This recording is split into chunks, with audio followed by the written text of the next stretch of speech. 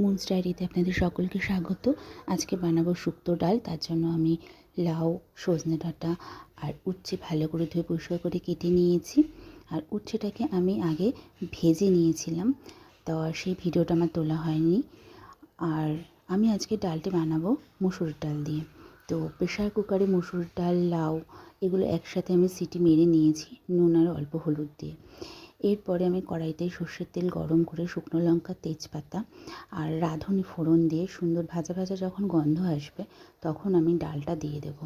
আর ডালের মধ্যে ভাজা উচ্ছেটা আমি আগে থেকেই মিশিয়ে রেখে দিয়েছিলাম, সেই ভিডিওটা যদিও স্কিপ হয়ে গেছে। এবার আমি ডালটা কড়াইতে দিয়ে দেবো, দিয়ে সুন্দর করে নাড়াচাড়া করে নিয়ে এর মধ্যে যেটা মেন পার্ট সেটা হচ্ছে আদা আর রাঁধুনি। আদা আর রাঁধুনিটাকে পেস্ট করে রেখে আমি এর সাথে একসাথে মিক্স করে দেবো সবার লাস্টে। আর ডালে একটু নুন আমার কম লাগছিলো, তার জন্য আমি একটু নুন আর চিনি এর মধ্যে অ্যাড করেছি টেস্ট অনুযায়ী। আর নামানোর আগে অবশ্যই 1 চামচ ঘি দিয়ে তারপরে ভালো করে ফুটে গেলে ডালটা গরম গরম পরিবেশন করবেন। খেয়ে জানাবেন আপনাদের কেমন লাগলো।